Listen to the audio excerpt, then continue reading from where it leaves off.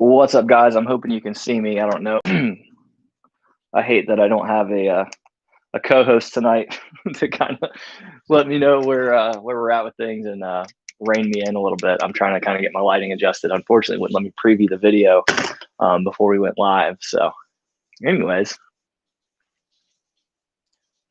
yes, dislikes do serve the same purpose for the YouTube algorithm. They don't care if you like, dislike, or otherwise. They care about the feedback.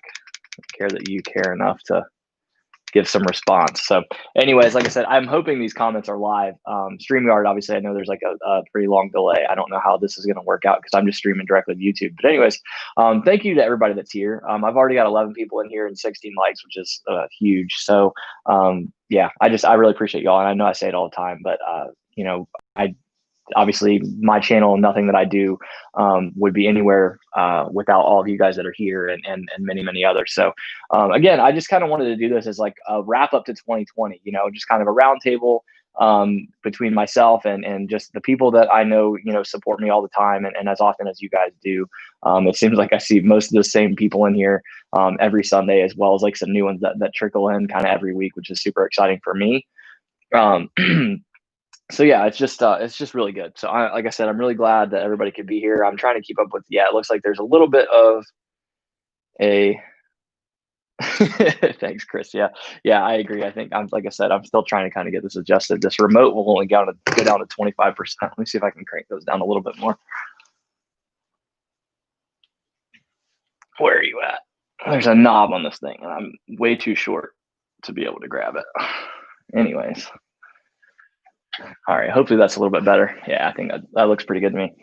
I mean, I am pale. I'm not quite that pale, but yeah. So yeah, like I said, thanks guys for being here. So the main thing I wanted to kind of talk about was just kind of my plans for the channel for next year, but also, like I said, just kind of to wrap up like where I started and where I'm at now, and where I would like to see things go. I think I've mentioned to probably everybody that's in here is aware, but I'll say it anyways. I want to yeah, Kayla, I'm trying my best. Yeah, thanks, Mindy. Yeah, I just had to take it off. It's a little bit warm in the snake room, but that is like one of my favorite hoodies to wear. Yeah, so again, for 2021, like my goal I've talked about is I want to start doing some live streams on my personal channel. You guys know that I do my every Friday night. I do that live with Bradley for our Connected by Creatures show that we've started doing, and I'm really loving those. It's super exciting getting to introduce kind of to everybody. People that are important to Bradley and I that maybe people haven't really, I think, given the attention to that those people kind of deserve. And so that I think we're going to try to kind of preserve that. Our goal obviously is, also to at some point have on like some big name guests that people will get excited about. But I really enjoy bringing on the people that, again, are kind of maybe lesser known in the hobby that maybe don't promote themselves as much as they should. So you guys, I know all about, I'm all about promoting other people, even more than I promote myself. So I can't help but kind of stick to that. And I want to kind of do the same, with sorry, I'm trying to kind of keep my phone available so I can keep up with the comments. I think they're a little bit quicker than what's going on my screen, but yeah, so that's one big goal for myself. So I at that point I would basically be doing 3 pieces of content on YouTube every week, which is it's a lot, right? It's a lot. Thankfully, obviously these lives are a lot easier in terms of like there's less production, there's a little bit less thought that goes into it. And you guys know I certainly can talk even when there's nobody in the room and there's nobody for me to bounce things off of. So I'm hoping, again, you guys are going to kind of give me some direction down in the comments. Let me know kind of the stuff you want to hear about. But otherwise, I'll just sit here and gab for kind of as long as everybody wants to hang out. So I will get to. I only unfortunately got one question on Instagram. Yeah, Chris, I know, man. I'll talk fast. I can't help it. If you guys need me to slow down, let me know. Because again, that's just I'm that way all the time, even when I'm not. If he promotes himself the internet, does. Yeah, you're absolutely right, John. That it seems to be a pretty proven, consistent thing. So I'm hoping that doesn't continue. Summer projects I want to get into in 2021. So obviously everybody knows that I'm big into Ultramel. Okay, Kaylee, I got you. Yeah, sorry guys. I'm not talking fast because I'm nervous. I genuinely talk this fast almost all the time. So I will try to slow it down for you guys at least a little bit. I probably am amped up a little bit just because I don't have anybody else to like go back and forth with, and I'm probably used to having that a little bit. So I apologize if I'm running a little quick for y'all. But yeah, so obviously Ultramel is really, my big gene. And anybody that heard my last stream on the Connected by Creatures, it came up.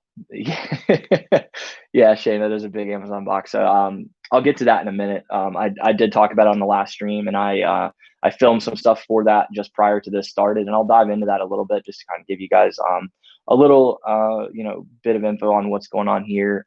It's not the most exciting thing for me to talk about. It sucks. Yeah, Chris, I know. Yeah, and that's what I was saying. I speak fast pretty much all the time. So in terms of projects for ball pythons, I would say, again, just more Ultramel stuff. For those that don't know, I did mention before. Hey, Philip, I did mention before, I just picked up a visual male, pastel clown male from Marshall Mendez that is 100% het for Ultramel. So I bought that about, I don't know, it's been about a week ago, and he'll be here after the new year. Obviously, I'm in no rush for him to ship that, that male out between the weather and then just the biggest thing just being the delays. Our temperatures here aren't too extreme for shipping, I don't think, but obviously, he and I both are on the same page in terms of just better safe than sorry.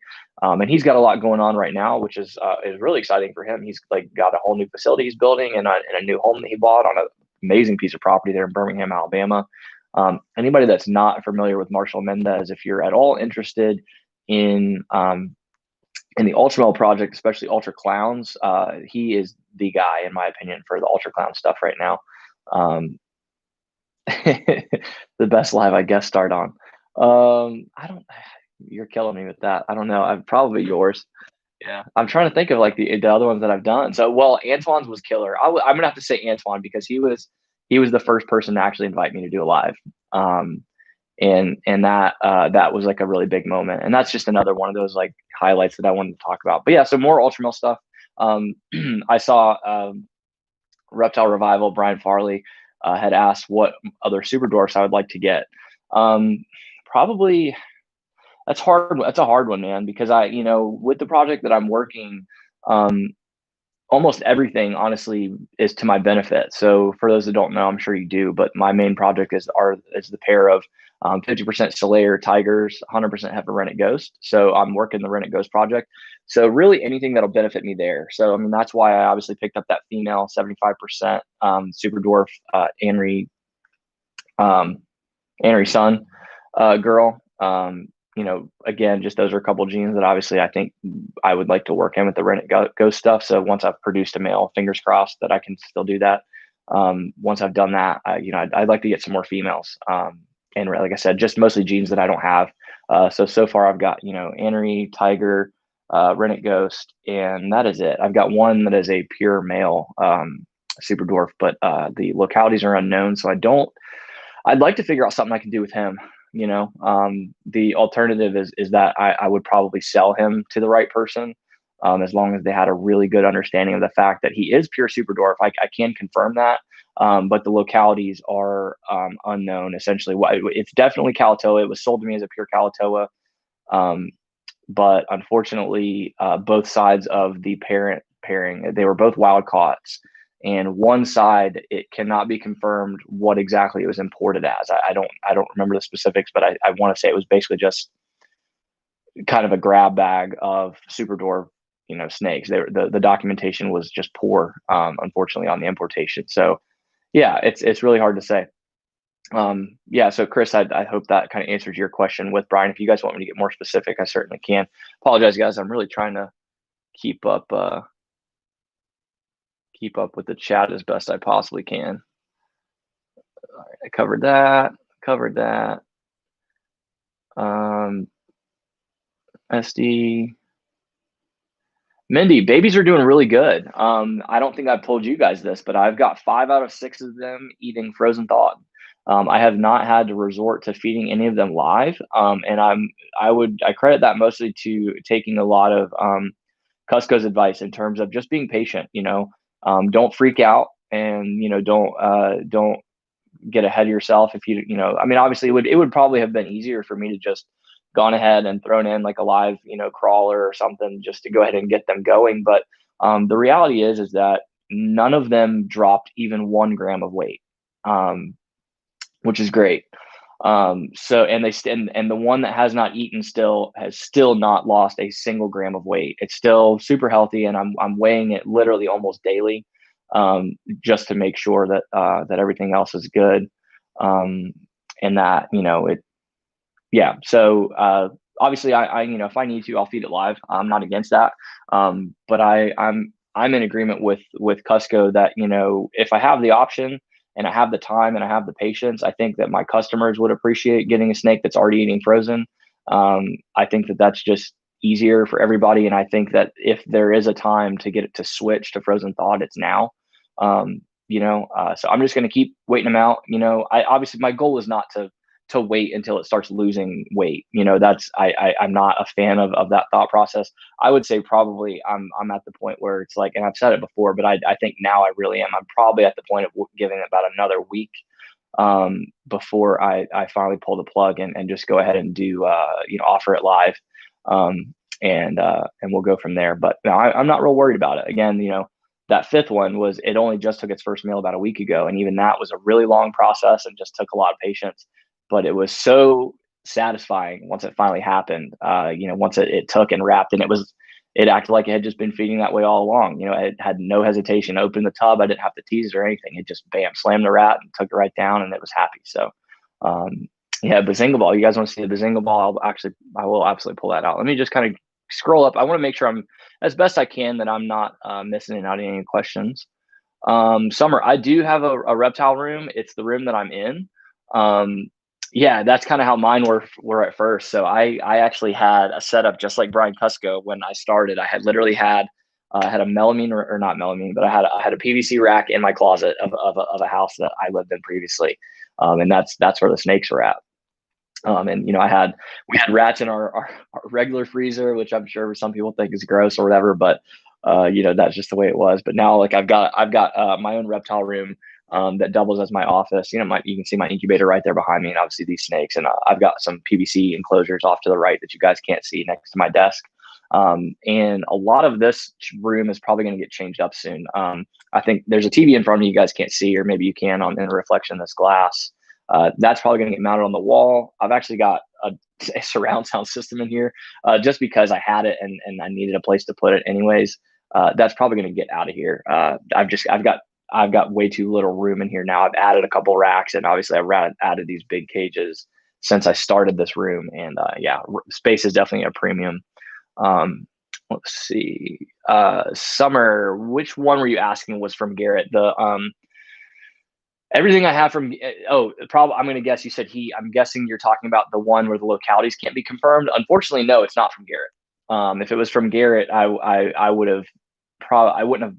And this is just my opinion. I personally, at least right now with where I'm at in my collection, I'm not interested in buying snakes whose localities can't 100% be confirmed. This snake was sold to me by a breeder that I would never recommend anyone deal with. I'm not going to name them. If you ask me about them personally, I will tell you, but I'm not going to do that publicly on a YouTube video. It's just not my style. It's not the way that I like to do business.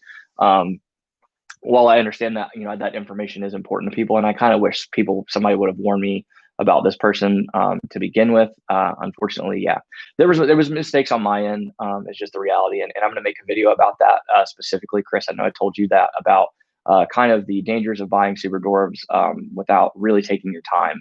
And I was well versed at the time that it happened. So it just goes to show, no matter how educated you think you are in things, mistakes can still happen, even if you think you're doing things the right way. And I just want to make sure, like I said, as best I can, I'm trying to get through the comments and the questions. What will I be adding to my Rent It Ghost project? So Chris, obviously Anery is a big one because I want to make that, like I think people call them like True Ghost is what I've heard them refer to. So Anery, Rent It Ghost. I definitely want platinum in the mix. I mean, realistically, anything. I mean, I don't think that there's anything that I wouldn't. I see it kind of like Ultramel. There's nothing that I think that it wouldn't go well with. I'm not sure about the Sunfire.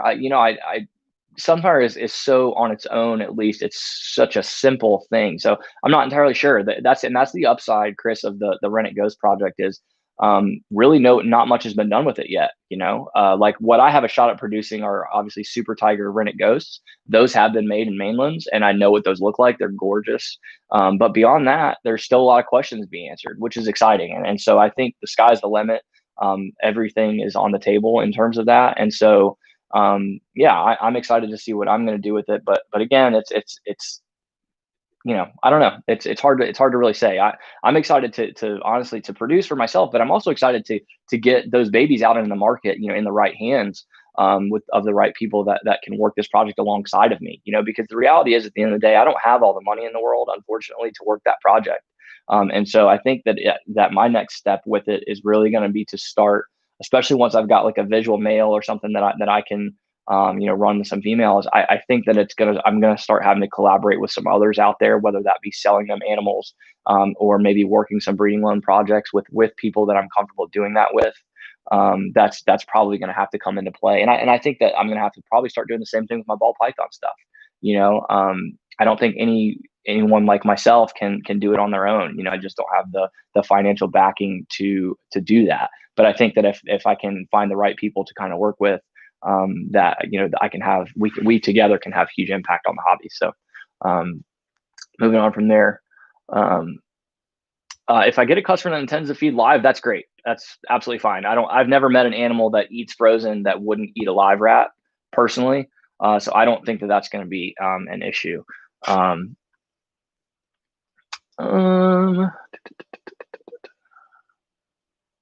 Yeah, summer. Again, normally when I say that, it's usually pretty obvious.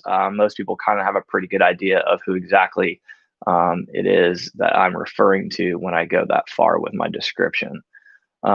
Moose spotting duty. Yeah, Kathleen, be careful out there. Favorite snake in my collection, Kayla. That's really hard to say. Honestly, so again, yeah, it is. It's hard. It's really hard. It's probably this big girl right here. She's again, she's one of my 50% Slayer dwarves, 100% Heifer Rennet Ghost. I've had her from a baby, and I get excited every time I get a snake, but I still have video of it. And it was funny even for me to watch. My ex-girlfriend at the time, she drove to my work, which is where I was when I picked them up from the FedEx hub, because it was like half a mile from my job at the time. So she met me up there when I picked them up, and they were my first retics that I ever bought. I'd only ever bought ball pythons at that time. And I knew, like at the time that I bought them, it was the most money I'd ever spent on an individual snake, let alone buying two at a time. They weren't cheap, but they were cheap for what they are. And I'm not going to get into the specifics of that transaction. It was basically Garrett was not fully prepared to work the project on his own right then. He had a lot of other things in the fire, and yeah, little, yeah, she is. She's pretty small. She's probably, she might be 7 feet now. She's at least 6, but she might be 7 feet now. I'll take her out here in a little bit if you guys want. She's been fed and all that, so it's not like I've got any issues. I don't have rodents thawing in the room this time, so she shouldn't give me any issues. But yeah, I would say she's my favorite. But yeah, I was just it was not long after Ben Rennick had been murdered, unfortunately, and it was when, unfortunately, we didn't know the specifics of all that, and so the money that I paid for this pair actually went to his wife, which sucks. That sucks a lot. And so, yeah, that's a whole thing. Let me pull out one of those babies really quick. Somebody did ask me, I think it was Mindy, asked me to see the Bazinga ball. So we'll get that girl out really quick and just kind of show her off for anybody that's not seen her. So again, this is what we believe to be the Bazinga ball, which is the Mojave trick. And she is 100% het for Ultramal. And just the idea that this is something I produced still just kind of blows my mind. I don't know if I'll ever get used to looking at stuff that's this just crazy and beautiful. And the exciting part was, obviously, when she hatched, I wasn't 100% sure of what she was. I felt pretty strongly that this is what the Bazinga ball was, but before she hatched, I didn't know even what to expect this to look like.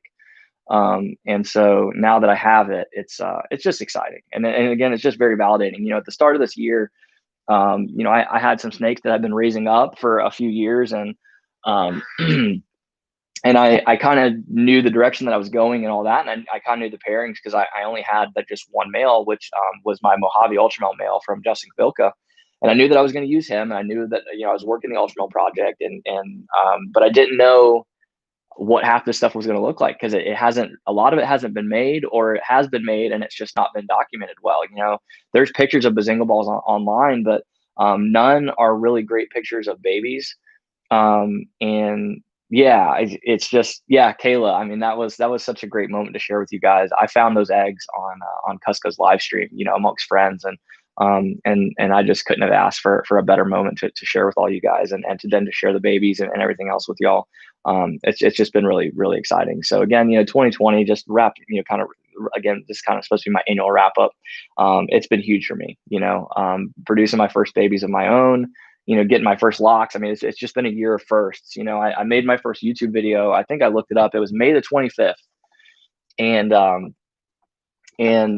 that was a really nerve wracking thing. And like, I never would have thought then, or maybe I did, but I don't think I understood the impact that was going to have.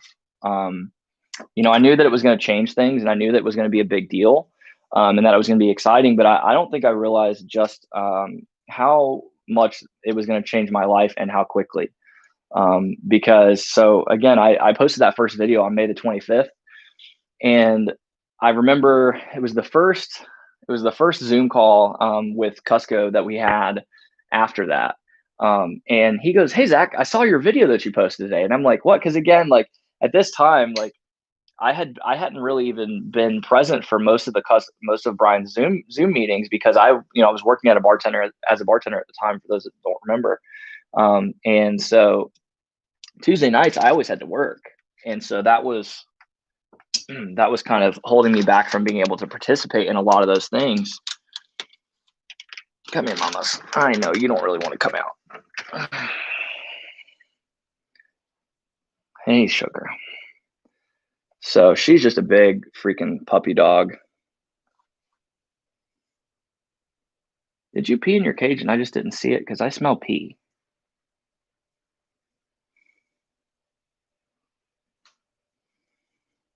But yeah, she is just, I just love this animal.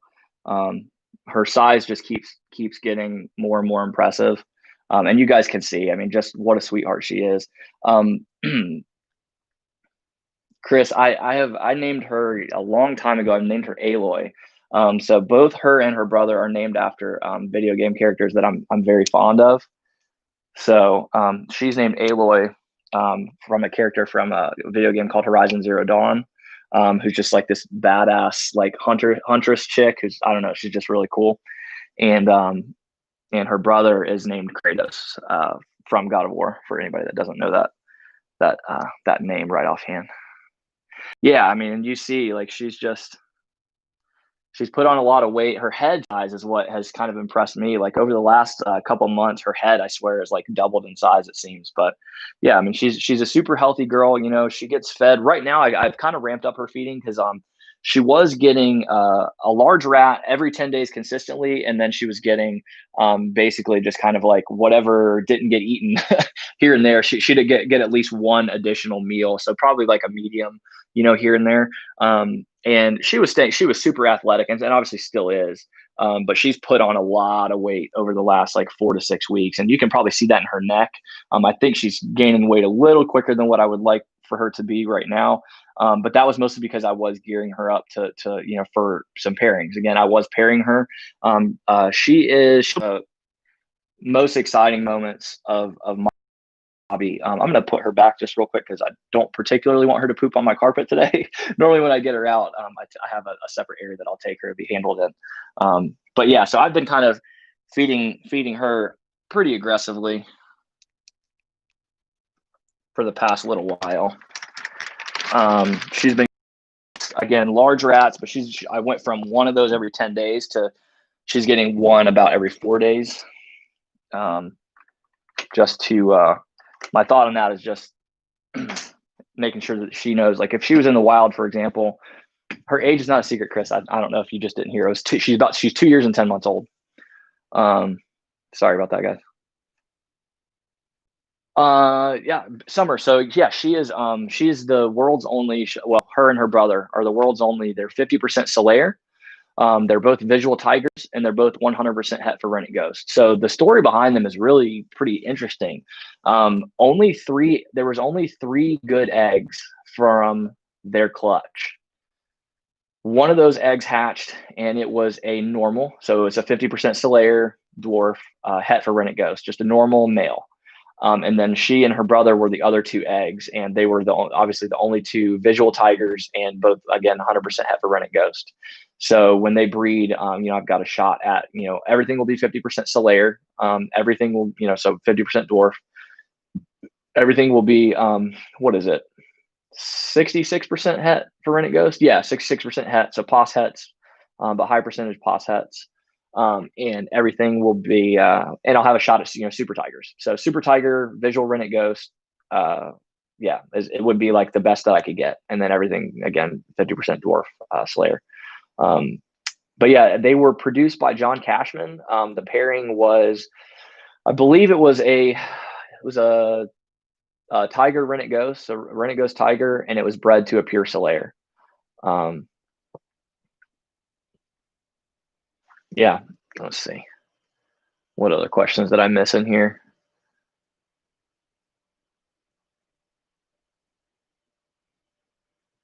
It might have been the JKR Zoom.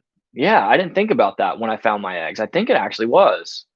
Yeah, it was. It was. So like even that was just like the idea that somebody that I kind of look up to like that much, like hey, he's at the pinnacle, he's at the peak of the hobby. Like he's one of the best in the game. I would argue probably the best in the game in terms of ball pythons, is at least in the United States for sure. To have him even be there, like one of your kind of heroes in your hobby, to be there when you find your first eggs, like man, it blew my mind. If I could work with one species I don't currently have, um, hmm, that's really tough, man. There's not a lot else that I personally think. I haven't really thought about that because I'm one track mind, but I'm that way for a reason. So again, my resources are fairly limited in terms of just what I can spend, and so I don't spend a lot of my mental resources thinking about stuff that I can't afford to do yet. Like I have like dream species that I'd like to keep. Like I'd love to have it like an albino gaboon or something like that. Yeah, Patajas would be great. And actually, now that I think about it, Patajas actually are on my list of species that I may have an opportunity to work with a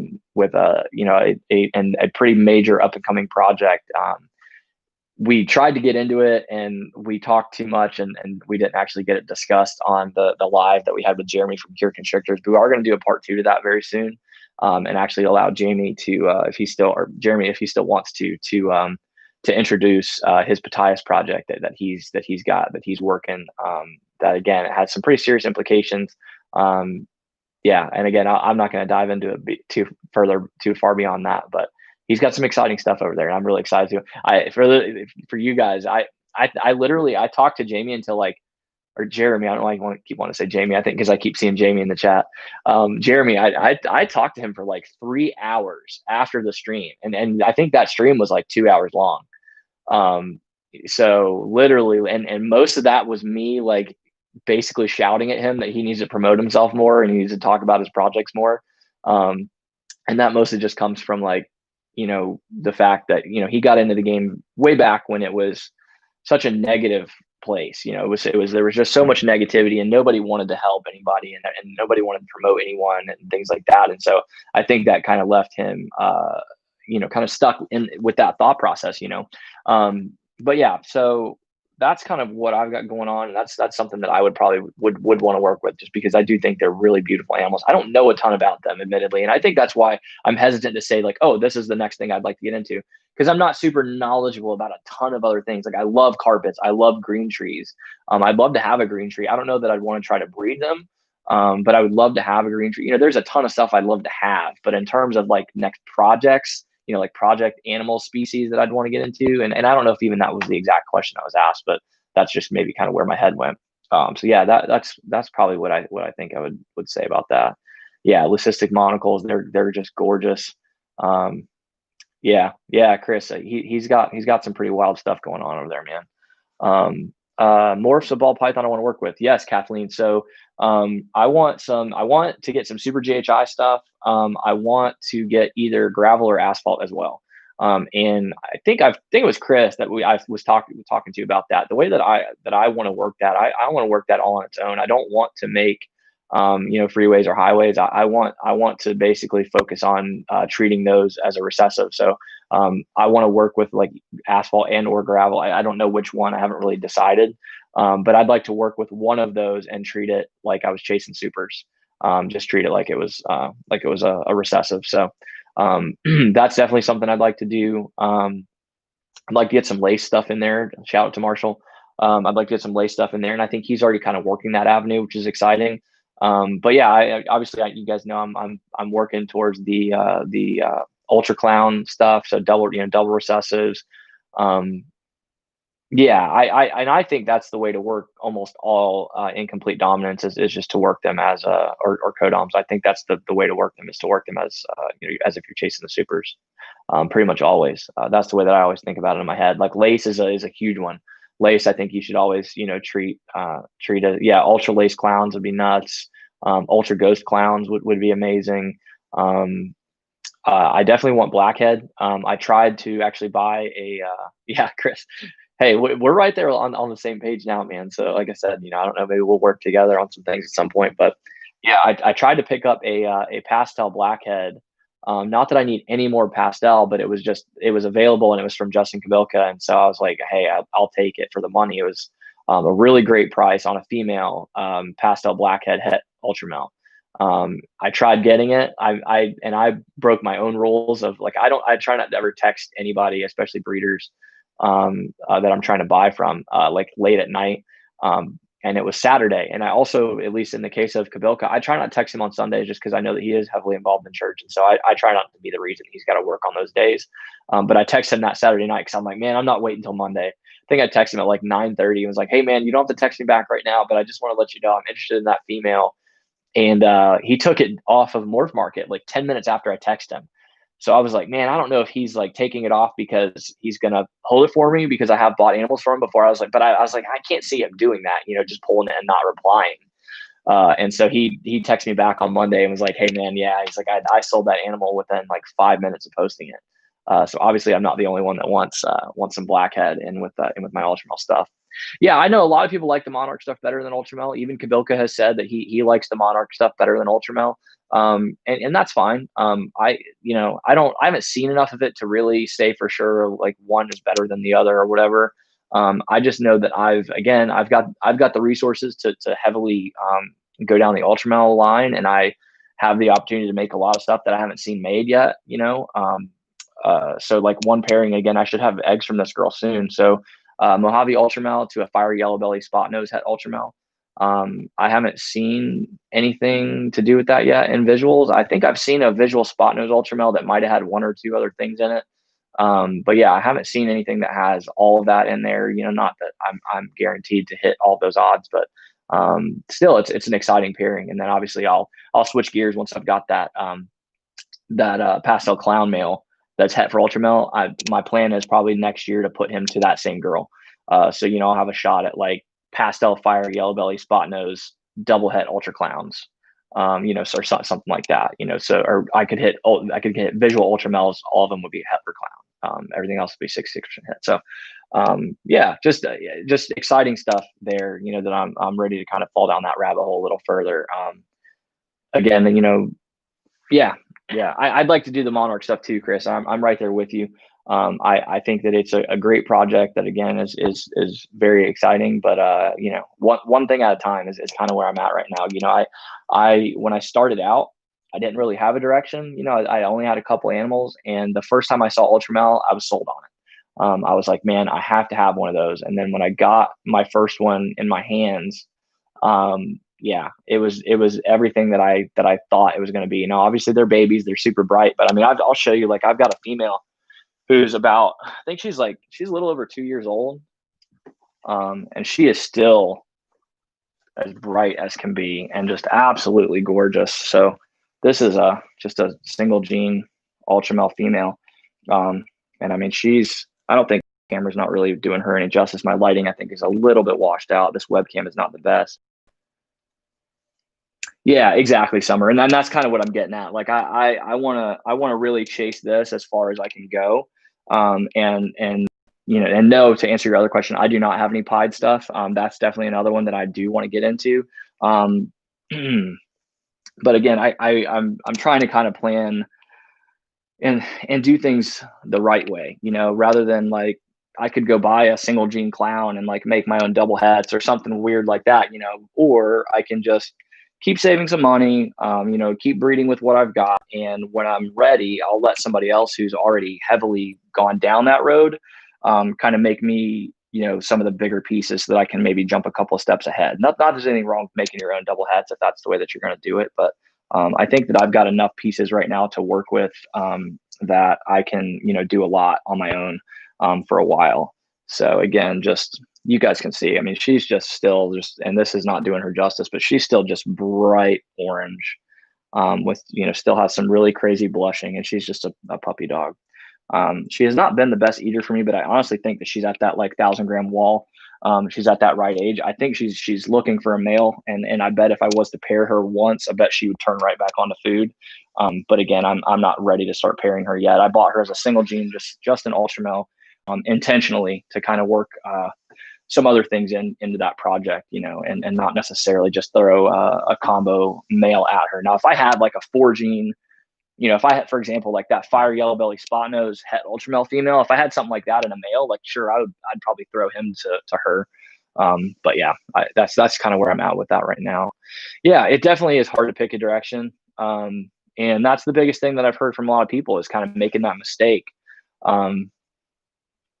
of getting too many things and then not really having anything that they're excited about in terms of like, again, because it's like nothing wrong with making a bunch of double hets or a bunch of triple hets or whatever. But like for me, I'm like, I'd rather buy less snakes, have a little bit more money invested in those handful and be able to make some better stuff. And even I made that mistake. Like I've got an inchy male that I really don't have any use for, but I got him because he was pretty. I've got a single gene leopard female. I've got what else over there that I have that's just kind of basic. I have a single gene. Well, I have a pastel calico female, again, a little bit more of a basic, animal. Obviously that single gene ultra male. What else is up there? I've got a pastel orange ghost, that's up there that I'm going to be working with. I've got a big normal girl. But again, I think those are always good to have around.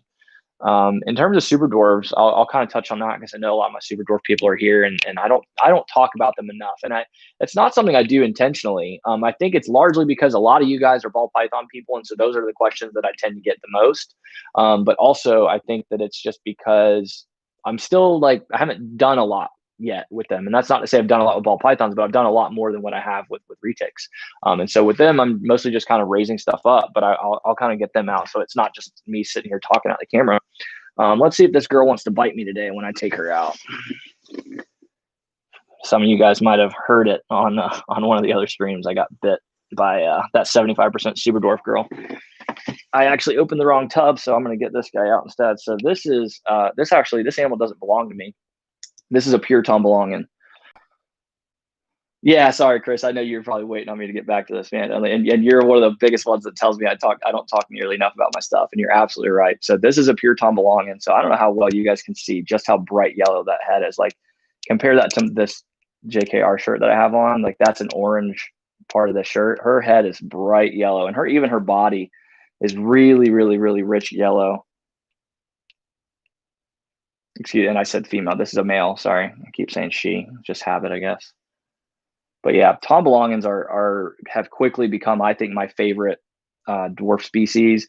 The way I understand it from Garrett, I think in Europe these are actually considered to be ultramales or ultra to be super dwarfs. See, sorry, my brain, man, is just it's wired for ultramale. But I'm pretty sure these are actually considered to be super dwarves in Europe. But in the United States, we call them dwarves.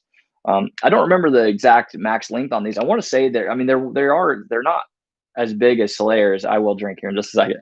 They're not nearly as big as Salayers. I want to say they might max out around like the 7 to 8 foot range, which again is still super freaking small.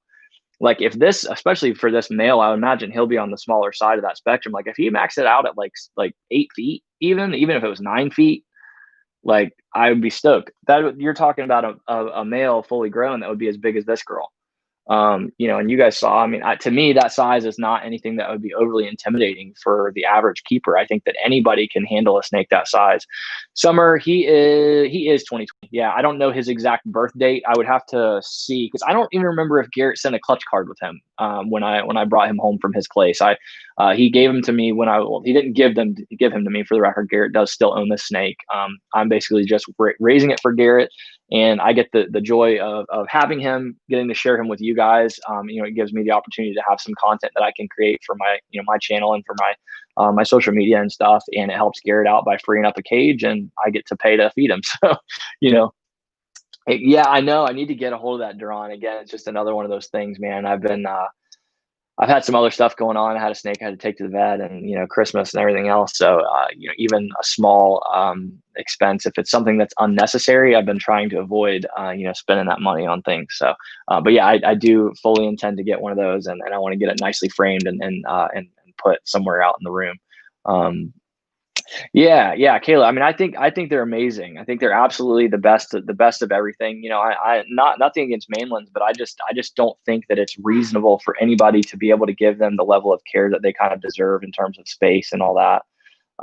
And so I'm super dwarves all the way, and I also, again, if it's something especially that I plan to breed, I don't ever, I would never breed mainlands. I just wouldn't. I don't ever want to breed something that I'm going to have it on my conscience, wondering where those babies are going to go and how well they're going to be kept and taken care of and things. And I think that obviously you're still going to have to worry about that with super dwarves and even ball pythons. But I think it's much less so. Um, so yeah. I mean, I think the only reason for anybody to not get into super doors at this point would maybe just be like if it was cost prohibitive to them, because they are obviously a little bit more expensive than ball pythons and stuff. But I mean, you can get a very basic, even just a normal. They're just great to keep. I mean, they're just so much fun. They give you so much more back. Yeah, Duran. I can't imagine having to buy huge pigs and that number of rabbits that you would have to buy to keep mainlands or something. I mean, it's bad enough to feed the dwarves and super dwarves as well as the ball pythons. But yeah, I mean, you guys can see just the colors on this guy are nuts. So I think there's a lot still to be done with these. Downside is there's not a lot of genetic diversity out there for them. So I think, as I recall from my conversation with Garrett, I think there's only 3 bloodlines of these, like 3 pures that are unrelated in the country. And I don't know who all owns all of them. I know obviously Garrett has at least a pair there, but I don't think he actually owns both animals. I think he might have just one animal, and then he's working with some other people on the other side for the other 2. Yeah, I see you're trying to freaking bite me. Yeah, you're big. I wish I could would have moved my camera to get that on in the shot. This little girl, you can see she's still effed up. Every time I go to get her out, she is like just ready to freaking eat no matter what is going on. She's always hungry.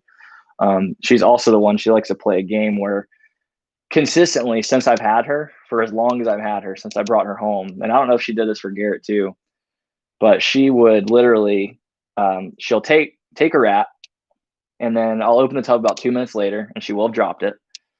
So I have to pick it up and move it around again, and she will have like sliced it open. It's like bloody and there's guts hanging out of it, and she'll take it a second time. And normally I have to do that twice. So she will not, almost every single time consistently. And definitely it was consistent when I got her. She would not take her meal unless it was offered to her like 3 times. She was just, I don't know, it was just one of those little quirks that she had. Well, now as she's gotten a little bit older, she's about, I think like 6 months older, something like that, maybe 7. Brian, if you're still in the chat, you may be able to correct me. Brian's got an animal also from the same clutch. I don't have her clutch card. But yeah, She has gotten better about that, but once in a while she'll surprise me, and she will still I'll forget to double check on her, and she'll leave me a rat buried in the substrate or something. So it's not uncommon, unfortunately, for me to come in here a day after feeding her and I can smell a dead rat. But yeah, she still hasn't gotten over that. I don't know what it is. No matter how much I shake it, once she takes it and all that, she just still it's like a little game she plays. But she is another one that's just a super sweetheart. So the specifics of her, she's 50% Kalatoa, 25% Madu. So she's a 75% super dwarf, and she's an Anery Sunfire. You can kind of see the sun and Anery, like, together. They don't really do.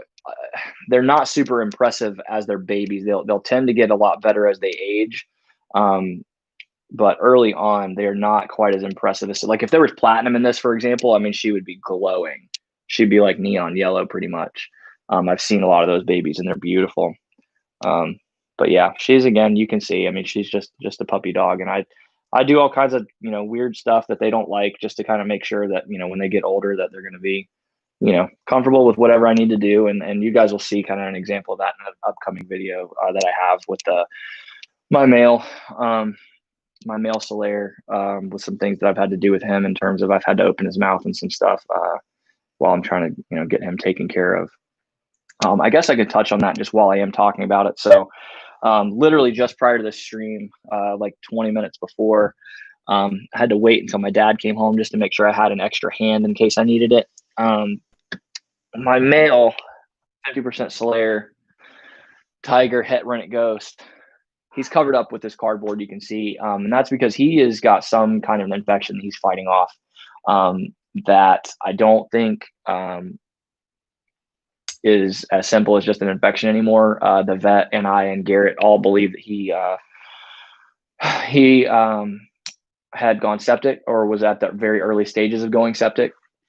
Thankfully, it's been since we kind of reached that conclusion. That was Wednesday afternoon.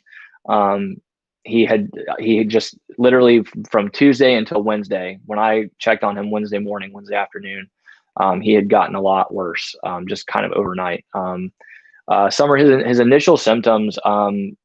So I had him in a tub. For those that just to kind of, I'll give you kind of the full history. So he was still in an FB70 tub, and he's like way smaller than her.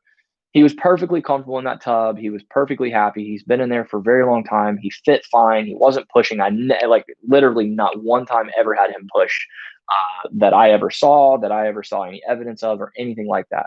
No problems.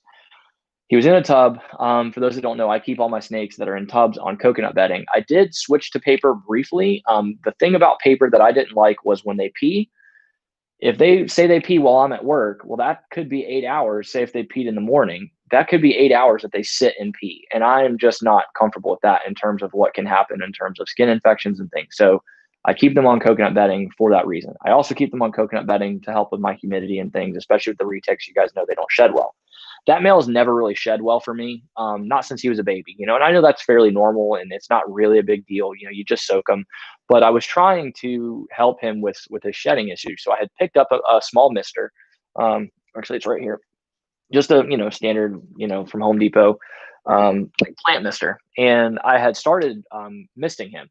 And so his shedding had gotten better, which was great. He had gone into another shed, and I had misted him a little bit. And the whole idea being obviously to make sure that coconut didn't dry out, because it dries out. Like if I spray that coconut bedding down, I mean, I'm telling you, within an hour or two, if I come back, that bedding is dry out again, at least where the hot spot is, right? Like it's not going to, yeah, exactly. Like the paper, you have to change it almost right away. And I just don't have the time. So it's easier for me to spot clean coconut bedding, and at least that way they're not sitting directly on all that bacteria and that moisture. But anyways, so I was spraying him down. And what I think happened was, unfortunately, I think that the best I can guess is that there must have been some pee or some poop that I didn't spot clean. And as I was spraying him for, a couple times in that week, I think that it must have just caused some bacterial growth in there. And and that must have caused some sort of infection. So the thing about sepsis, for people that don't know, it's not like that just happens. There's always an initial infection that has to happen first. At least this is the way I understand it. I'm not a vet, but just through my research, there's always like a cause, and then sepsis is what.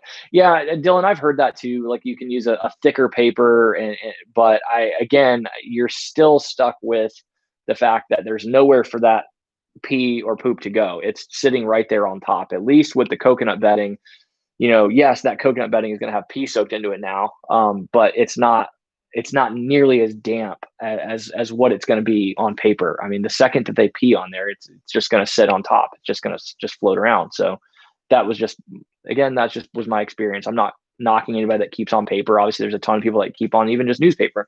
That's what I use. It's unprinted newspaper. I just wasn't a fan of it. Obviously, that's what I use in these cages, and honestly, it's pretty easy. It's also, these cages are big enough to where they generally won't sit in their own urine, at least from what I have seen, for the most part, unless they pee right under the hot spot. But obviously, it's pretty easy and quick for me to yank her out of there, change the paper, no big deal. It was a little bit more hassle in the tubs because there's cutting involved and things. Sorry, I want to get back into the issues that I'm having with the male. So I never noticed any infection.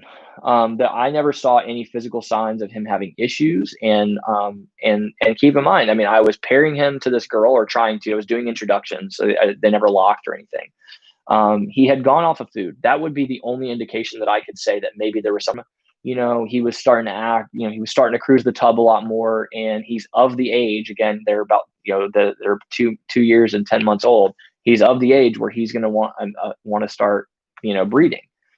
So I just took it as that. And I still believe that that is the case, because that's been a couple months ago. He had gone off food. I don't think he's had an infection for that long. If he had, and I didn't miss it and I didn't see it, then I don't know. I got nothing on that, but so I don't know exactly what the root cause was. The vet wasn't able to identify anything that's like, he doesn't have scale rot. He doesn't have mouth rot. He doesn't have sores all over his body. I mean, literally, there was nothing physically wrong with this snake. And I'm not telling you that there wasn't. There had to be some kind of a root cause infection.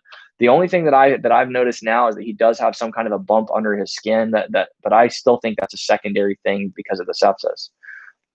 So I can't tell you. And that's no. I mean, summer day, I never saw any signs of RI. Even now, there's no signs of RI.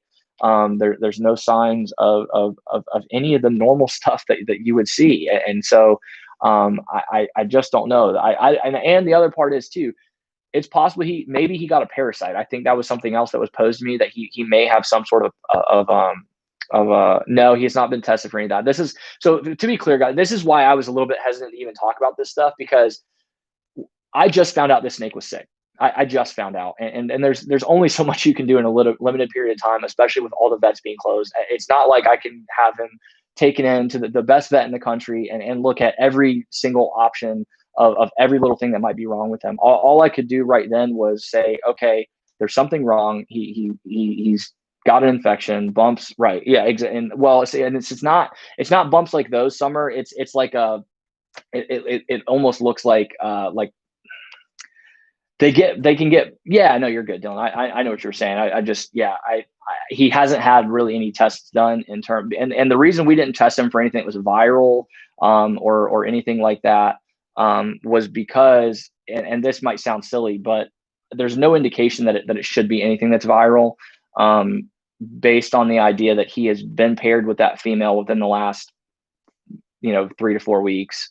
I've been using the same tools with all these other animals. I hope not, because the reality is that if that's the case, everything in here is doomed, because up until me recognizing he had an infection, I had no reason to treat him any other way than anything else. And yeah, exactly, Summer. And that's what we think it is. It's more of a buildup caused by the infection. It's on, I want to say, the back half of his body, and that's what the vet agreed with, and that's where I'm at with it. So I again, I don't think that is like the initial cause of infection. And again, the lump, yeah, it was a bigger lump that again we think is probably a pocket of infection. I don't know if that's something he's going to have to get surgery for. Again, he does have a secondary vet appointment set up. I'm not even putting my video out about this yet because I know that I'm going to get a bazillion questions. I know that there's going to be a bazillion people telling me that I've done something wrong, that I'm a piece of shit, that I'm killing this fucking snake, and this, that, and the other. And trust me, guys, I'm almost on the verge of tears even just talking about it right now. This is not something that I'm okay with, but it's also not something that I want anybody to tell me that I'm doing stuff wrong about, because I'm sorry that there's nothing more that I can do right now. There's just not, outside of having already taken it to the vet, you know. Um, and again, I have a secondary vet appointment set up with one of the top two veterinary reptile vets in the state. Um, and that, unfortunately, that's just the reality of an animal getting sick this time of year. There's only so much I can do. Every vet that I called was telling me it was going to be mid-January before they could see me. So thankfully there was one vet that was recommended to me, who as working with exotics, and she used to work actually hand in hand with one of the top two vets in the state. She is not a board certified, reptile vet or anything like that, and she was very upfront about that. But she does have a ton of experience with snakes and lizards, and they see a lot of this stuff. And so I still felt comfortable, obviously, letting her see him. But the other part of it was that initially they had told me that they couldn't see him until next week as well. The reason I was really impressed with this vet was because I was able to call them back and say, listen, I think he might be going septic. I need to get him in now. She was able to squeeze him in between appointments. And she actually was even willing to have me send the snake without me being there, because I couldn't make it that day. So I had to actually send him with my father to be dropped off at the vet. And she was willing to handle him all on her own, get him out of the bag, do the whole thing. And I mean, she FaceTimed me for the entire visit. She treated him like her baby. I mean, she was calling him sweet pea and everything else. I mean, she was great. And again, there was no part of anything that she, and I talked about that would indicate that she didn't know what she was doing. For those that are curious, he's on Fortaz, is the antibiotic that he's taking. I just gave him his second injection tonight. And again, he's alive right now. That's all I can ask for, is that he stay alive long enough for me to maybe go get a second look at him by this next vet. That unfortunately will not be until the 13th, because that vet took off for the end of the year. She does that every year. I guess she takes a few weeks off around Christmas. And so unfortunately that's the next time that he can get in. But again, he's on a broad spectrum antibiotic. I'm keeping him, dry and warm and clean. I cleaned his mouth out with betadine today because he does have one small sore in his mouth that I was thinking might be the original source of the infection. Maybe I just overlooked it. And that it is just a tooth that got impacted in his gums. That's still probably what I'm kind of sticking to as the theory for where that infection started. Because as we all know, like, that's the most common, for a retic to end up with any sort of an infection is a tooth just shed out and get stuck in their gums in a funky spot. I when I was cleaning that out tonight with betadine and a Q-tip, I saw, I wasn't able to get a tooth out of there, from that sore. Yeah. And Kayla, it's where it's at is he doesn't have an abscess where his teeth are. It's literally in his lip. If you guys see the way retics mouths are, they literally have lips like a freaking horse's lip, and they have a whole area inside their mouth that's away from their teeth. It's not an impaction where the teeth are at. Summer, I have not checked his hemipenes specifically. I have seen him invert his hemipenes here lately, because every time I take him out, he knows he's not feeling well. He knows he's weak, and so he's been pretty defensive of me. So every time I'm taking him out, I mean, he's just like shooting piss all over the place at me and everything else. I haven't tried to invert his hemipenes. Unfortunately, on the bigger retics, when they get to be his size, it's very hard to invert their hemipenes at that size. But again, I have seen them because he has kind of shown them off to me while he's been pushing to pee all over the place. Yeah. And you're absolutely right, Summer. Yeah, unfortunately, like I said, I've done everything that I personally know to do. And so, I'm hoping that the antibiotics, along with and he's active, he's moving around, which is, is good. He's got energy, which is good. It's not like he's gone completely lethargic and all that, but yeah. So like I said, I'll keep you guys posted. I don't want to spend this entire time kind of talking about that, because honestly, it makes me want to throw up a little bit that I've got an animal that I feel like I kind of failed or let down. And I know that animals just get sick, and I know that, but yeah, you're right, Summer, and that's just it. I think that I do think that if I had waited any longer, that I don't know that he would still be with us. You know what I mean? And I mean, not because he was that bad of shape, but it's just, all signs pointed to things were going south pretty quick. And so I'm hoping that we caught things in time. The vet was very clear with it, and I'm very aware that the reality is that when an animal reaches the point of being septic, they may not bounce back. They may not have the energy to fight this stuff off, um, and that sucks. So again, you guys can probably expect a full video on all that stuff, and it'll probably be just pretty much everything we just talked about. I can't imagine I'll have too much to update on in between now and then, because unless that vet calls me back and decides she's going to come back in the office early, I don't have another vet to take him to until January 13th. So that's when you guys will hear more about that situation. But let's move on to something a little more positive. Like I said, I only got one question. Unfortunately, I kind of was saving it just because I didn't know if Lucas would be in here. Lucas from Lab Exotics, he had a question for me. So I'll kind of cover that. So he was asking, what did it take for you to jump into YouTube world? He says, I'm shy and just afraid that I wouldn't be up to the standards of my quality that he wants to produce. And he also asked me, what apps or equipment do I recommend to start out with? So honestly, it was Garrett. It was Garrett that kind of was the final person to push me back into, or to push me into making my first video. Like I scheduled a good call with him. And no, you're good, Manny. Thank you guys so much. I know this has already honestly been a lot longer than what I expected it to be, but I feel like it's been good. You guys are still here, so if anybody gets bored of me, just say the word. But no, so it was Garrett largely that inspired me to finally pull the trigger. I've been wanting to do YouTube, God, for probably 4 or 5 years. Early on, I didn't really know what I wanted to do. I didn't know what the basis of my channel would be or what I would talk about. It wasn't necessarily even to be about snakes, but I just knew I wanted to do something. It was just something that I was excited about. Lance, if you sent me a question, I apologize, brother. I never got it, or maybe you sent it after the. Yeah, Lance, I didn't get it unless it was in Discord, and because I a lot of times I don't have my notifications on in Discord, so I'm really sorry. If you want to ask it in the comments, I'll get back to you. So he was asking me about that. Yeah. So Garrett, I had a good conversation with Garrett over the phone and was just talking to him about like branding myself. That conversation is what led me to reaching out to Blake Stewart. Yeah, Kayla, I didn't see if you guys sent them on Instagram, I didn't get any of those. They should have come through as messages in response to my story. And I didn't get any of them unless it was in Discord. That's super weird. Cause I was able to get obviously this one. Sorry about that. So I apologize. If you guys want to throw your questions down in the comments now, I'll be more than happy to get back to you. I for some reason, I did not get them on Instagram.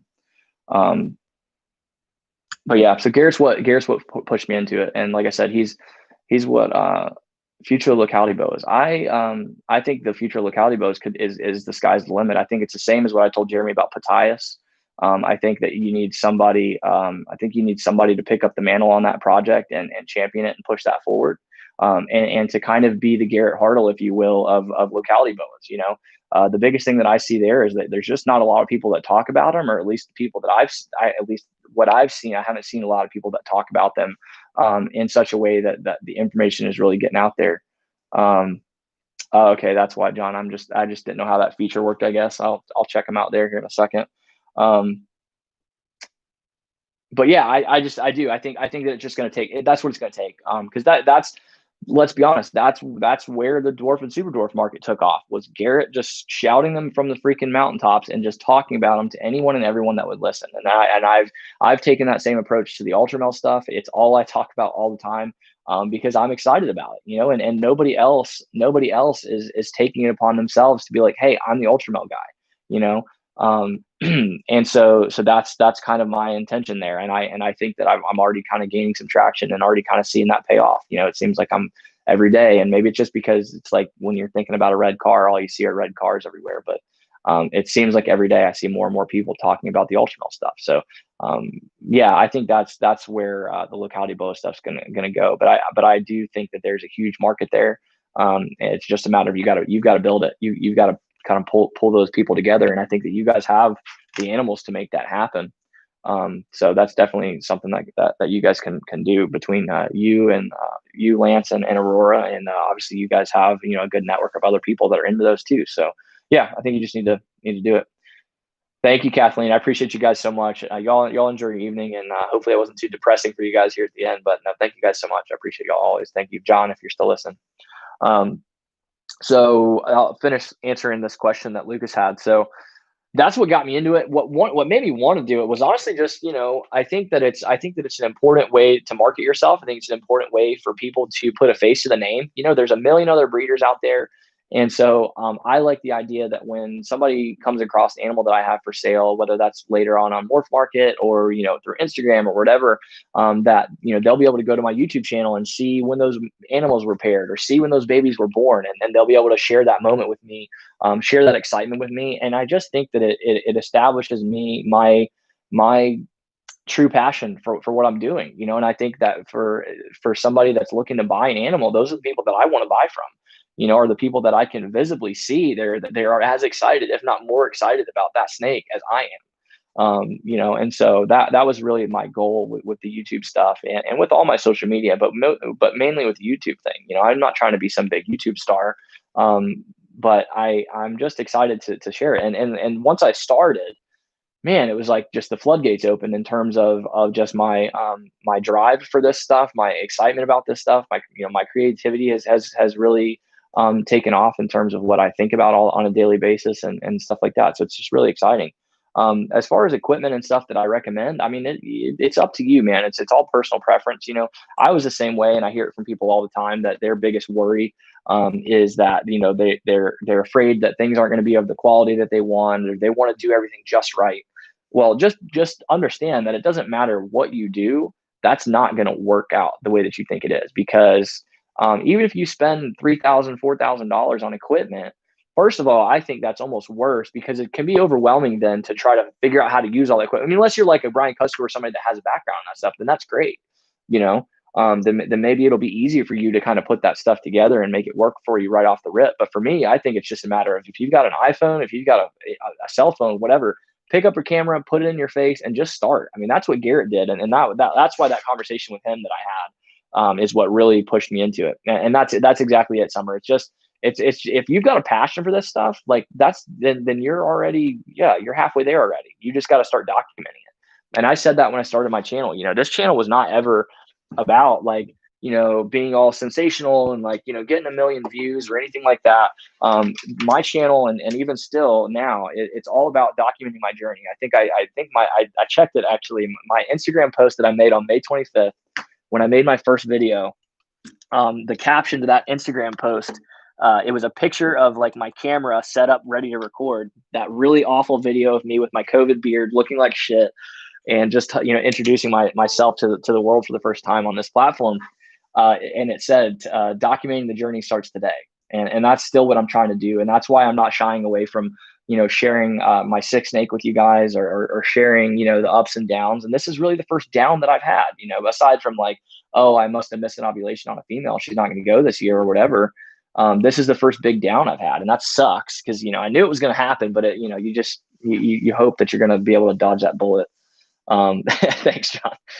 Yeah, it probably made me look a little older than the clean shaven face. Everybody thinks I'm about 12 years old, but yeah, so it's been exciting. So yeah, I don't think any of the equipment really matters. I would say like your lighting, if you can get like a decent light, that's definitely like a huge help. When I started off, just to tell you the equipment that I use, I've got a Canon M50.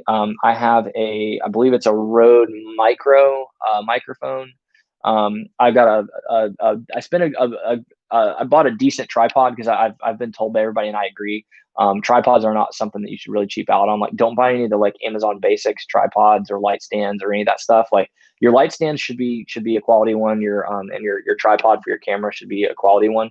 I would say to get something that telescopes in the middle, so like you've got your three legs, and then like have a telescoping arm so you can get up higher with it if you need to. I did not get one of those, and I wish I would have.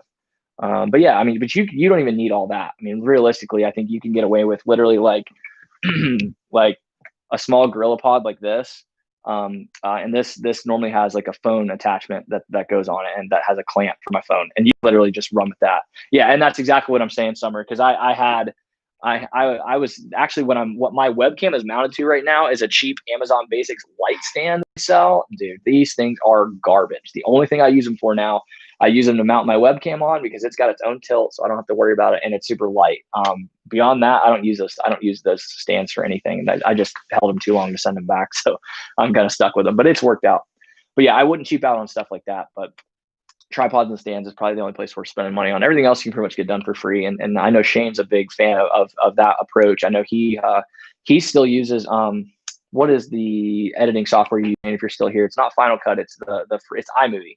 He still uses iMovie to edit, and obviously Shane's doing some killer things over there and then has made that work really well for him. I personally use Final Cut Pro, but that's just because yeah, exactly, John. Lighting and audio, if you can get those two things good, and you can do that with an iPhone. If you've got any of the, updated, iMovie, yeah, exactly. So John Feely, he still uses iMovie. Like I said, I'm using Final Cut mostly just because it's what I got used to, and I tried stepping back and using iMovie, and for some reason I just, even though it's simpler or should be simpler, I still struggled with it just because I've gotten familiar with Final Cut now. So I've already bought it and paid for it, so it is what it is at this point. But yeah. So that's what I'd recommend in terms of all that stuff. Let me click on that story real quick and see if I can see those responses. Sorry about that, guys. I'm clearly not any sort of an Instagram genius. Bam, there we go. Responses. What is one combo I'm striving to make, even if it could take you 10 years to make it? I've talked about this before. I think that I would like to make sorry, give me a second to think this through. Ultra male clown, a spot nose leopard ultra clown. I think that would be really exciting. So spot nose leopard ultra clown would be my one. Kayla, if you're still here, that was the answer to that question. Biggest influence in the industry so far, John. So I would say probably Garrett. Is my biggest one, and I only say that because I feel like he's the one I've taken a lot of inspiration in terms of the way that I do a lot of things. I find myself talking about the way I do stuff more often than not, and referring to him in the way that he's, you know what I mean, like him being the one that kind of taught me that. I don't know if there's a specific reason for that outside of just, and because I've been up to his facility. I made the trip up there. He was kind enough to invite me to come hang out with him for a week, and so obviously that was huge, yeah. Hey Bradley, I appreciate you, man. Thank you. And so yeah, that is that's probably who I would say. But obviously, like, Brian Cusco has been huge as well. I was gonna say too, like, so I posted my first YouTube video, I think I said it earlier, on May 25th, and Cusco told me that week, he's like, "Hey man, I saw your video, like, really great job, blah, blah, like your audio was good. You just need to fix your lighting and like, you'll be fine after that." And I remember my exact response when he said that. I said, "Bullshit." And he goes, No, not bullshit. I really watched it. It was great, man. And I'm like, holy shit. Like, that was just like that's like the greatest compliment anybody could ever give me. Cause again, I consider Cusco kind of a friend, to some extent now, but at that point, he was still just like somebody that I just really look up to in the hobby, just another one of those people. So to have him tell me that he had watched that was just, it made me feel really good, and it made me feel excited about that first step that I had made. And then literally 5 days after I posted that video, he gave me a shout out on his own YouTube channel, and he didn't have to do that. He put me up on the screen and put a link to my channel down in the description of his video, and like, it didn't get me a lot of traction, but like, if nobody ever watched, I wouldn't have cared. Like, the fact that he felt the need to take it on himself to give me a shout out like that, and try to show me some support, when I'm nobody, even now, was just really, really cool. Because that's just the kind of person that Brian is. And I've always known that, but yeah, just to experience that firsthand was really something. And so those two guys are definitely like way up there. Barcheck is the reason that I got back into keeping snakes again to begin with. And so he's obviously a really big one. Shane, Nava Reptiles, do I see them focusing more on super dwarves or ball pythons in 2021? I think just by the sheer numbers that I'm going to always probably be known more as a ball python guy. And for the fact that that's what I have a much bigger head start into. Dwarf and super dwarf projects take a really, really long time to develop because your females, you're lucky if they're going to go after age 5. And so with the ball pythons, when I started this channel, I already had females in my rack that were over 2 years old. So I was right there on the edge of being able to do a lot with them. Whereas with the dwarf and super dwarf stuff, I've really only got just this one project I'm working. And the only other female that I have is not even a year old yet. So I'm a long ways off by far from ever being any sort of a big name in the dwarf and super dwarf game outside of just what I'm doing with the Ren and Ghost stuff, because obviously those are world first animals. And so that's, a big deal. So I don't think that that's something that I'm going to be able to catch up on in terms of making a name for myself in that. I'll always be known there, and I'm excited to push more and talk more about that, because assuming this male pulls through and everything goes okay there, I'm hoping to start trying to pair them again, not anytime soon. It's going to easily not be for, months and months and months, because obviously I want to make sure that he's 100% good to go. And I don't want any, unnecessary stress on either one of them. So it's going to be a long road there. So to answer that question, Shane, I don't know if you're still even in the comments, but where do I see myself in 5 years?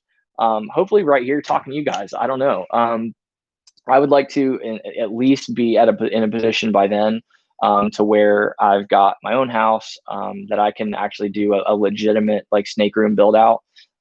Here I'm still pretty limited on what I'm able to do in terms of just a lot of things. I want to rip flooring up in this room and stuff like that, but it's hard to justify spending money on stuff like that when you don't own the property. So I'm trying not to go too crazy. And just kind of keep things simple for the moment. But that's where I would like to be in terms of just that side of stuff. I would, at the very minimum, I would like to think that I would have my own house by then, and have a decent snake room set up, and maybe some of those fancy freedom breeder racks. And I'll have to check out your video, Shane, to see how to put them together the right way. But yeah, so definitely there. Obviously, I think by then I'd like to believe I'll be making some ultra clowns.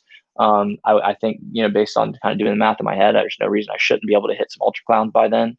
And just kind of really champion that project. I'd like to see it be another one of those big ones that people say that everybody should have.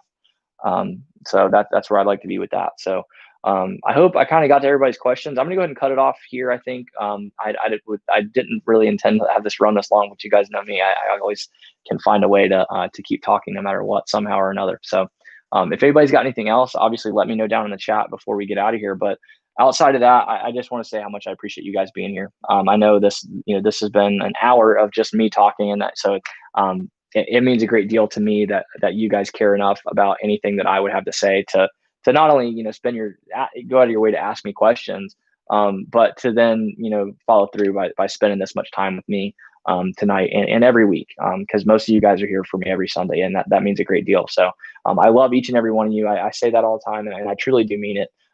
All of you guys mean the absolute world to me. So thank you guys for just everything that you do and continue to do. If there's anything that I can do for you guys, yeah, thank you, Chris. If anybody needs anything, if there's anything I can do to help anybody out, you guys always know I'm here for that stuff. And outside of that, just like I said, have a great rest of y'all's night. Have a happy new year if I don't talk to you guys before then. And we'll talk to you guys next week. Love y'all.